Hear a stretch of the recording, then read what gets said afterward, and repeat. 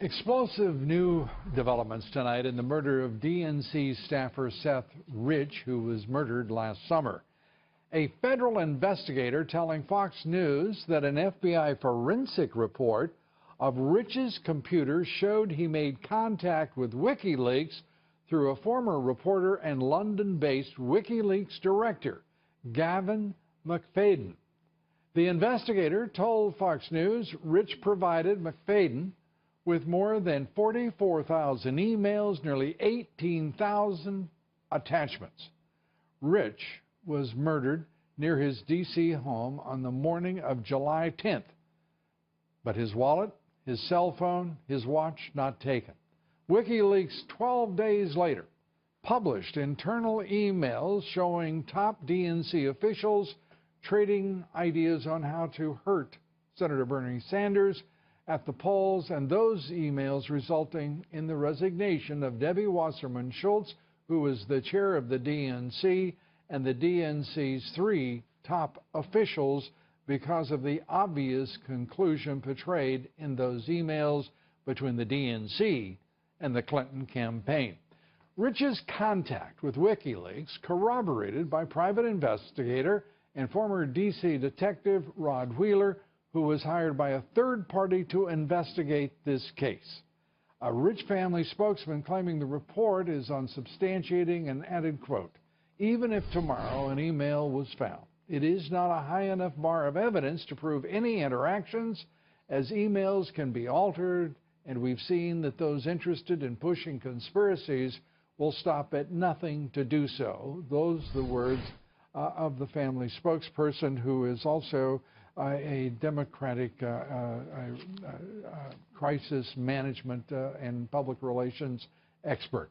My next guest is investigating the murder of Seth Rich.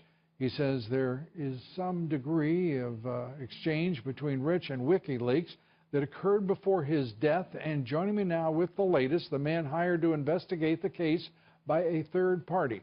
Rod Wheeler joins us, former D.C. detective, Fox News contributor. And Rod, good to have you with us, and I know this is a complicated case. I want to say first to the family who have expressed concerns about the evidence here and what it actually means, that we're being very sensitive to this, but we're also looking at this case in the public interest, in fact in the national interest, to try to discern what the D.C. Metropolitan Police and the FBI have not been able to do to this point, and we're going to do so with every sensitivity that we can bring to their concerns, with every effort also to get ultimately to the truth, which I know the family must desperately seek. Rod, this federal investigator, we're in an unusual situation. An FBI forensic report showing 44,000 emails, 18,000 attachments. That approximates just about what was released by WikiLeaks through the campaign and leading up to the election itself last summer. Do you think that's a coincidence? Well, no, I actually don't think it's a coincidence, but I do want to emphasize, first off here, Lou, that I have never seen the emails themselves. The information that I have gotten is information that has come through Fox News from that federal investigator, and then what I've done is taken that information to try to corroborate it. Because what we want to do whenever we have a source, as you well know, we always like to check on the credibility of that information coming in. What have you found in that regard? Well, what I have found is that his information that he shared with Fox News is pretty consistent with everything else that I've been learning, including the fact that right now no one seems to know where the computers are that belong to Seth Rich. The computers obviously were confiscated at some point. The police department tells me they don't know where they are. The FBI says they're not involved. So my question is, well, who has the computers? Yeah, who has a computer and why? First, as the primary investigative department, why doesn't the D.C. Metropolitan Police know where evidence is? And if there was a forensic, and there has been a forensic report created by the FBI, why don't the investigating detectives know where it is, what's in those emails, how many there are. We have a very precise number from that federal investigator, but none of this explains why the FBI is involved and why there are claims that the D.C. detectives were told to stand down. Right, and that's a claim that I actually heard myself from a detective who said, Rod, we were told not to investigate this fully. Now, see, that's interesting because that's consistent with what this federal investigator said. The federal investigator never knew, Lou, that I had heard from a detective in the police department to stand down.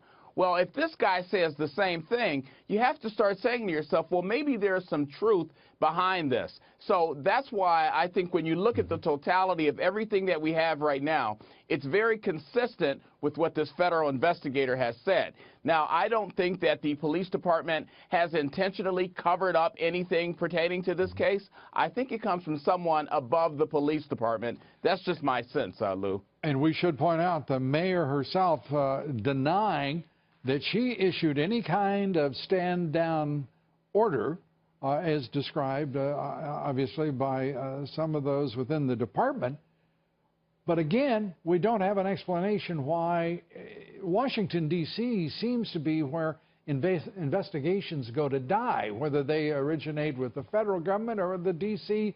Metropolitan Police. This is a strange, again, unresolved investigation with obvious frustration on the part of the local detectives who have this case in their hands, as well as the federal authorities, again, without explanation about why federal authorities are involved here. That's right, and no one has been able to give us any adequate explanation as to why the feds would be involved. I think the feds are involved, and I think there's a lot more information that's going to come out with regards to this case. But I do want to say that the Rich family is very concerned about this. The Rich family believes it was still a botched street robbery, which it could have been. So I want to make sure that that's clear. We don't know who or why Seth ended up dead. We haven't been able to determine, perhaps you have, that there were any murders in that neighborhood at all in recent years. So well, the last murder occurred in 2010, Lou. Right. 2010. So this is quite an exception, particularly in a city that is broadly as violent as Washington and deadly as Washington, D.C. is. And there seems to be a quick reflex here to say, you know, this was first it was a robbery on the part of the police department. Obviously it was not, because nothing was taken from Seth Rich. He was alive for 2 hours. We have no record that a single police officer or detective asked him, who shot you? It is a peculiar case from start to finish. Your thoughts as we wrap up here about where we're headed now.